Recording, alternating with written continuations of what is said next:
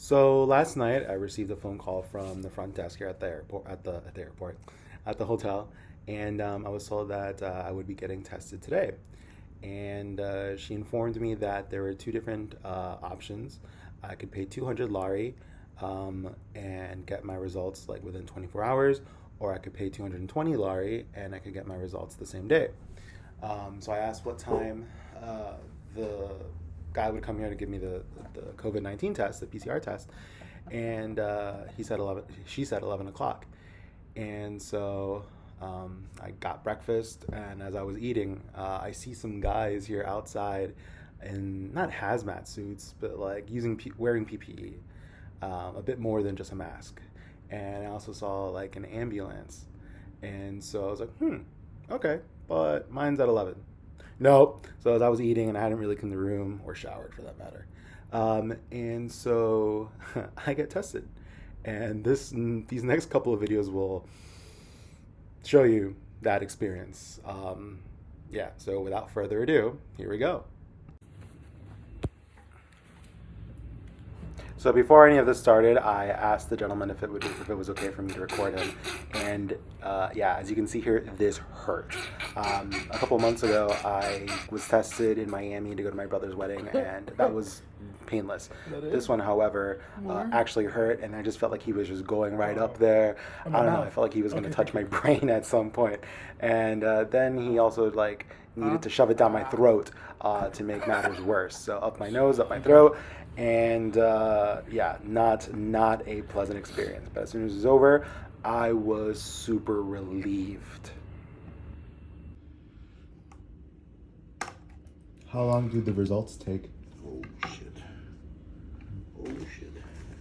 And then the guy here makes a mistake. And I know at that moment I have to do it all over again. Good play. I don't blame the guy. Things happen. But this definitely must be what it felt like to have been sentenced to death and have the guy need to give you a second whack to make sure that you're decapitated.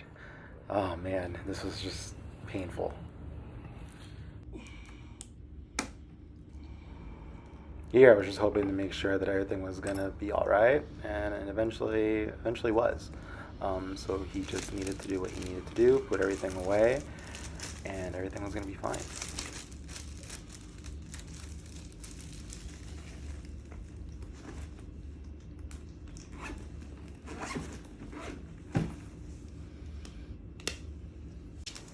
And here, the gentleman was just cleaning up. Nothing really exciting here, except for I noticed that he like wore two sets of gloves. He had one pair and then put another pair on top of it. That was interesting.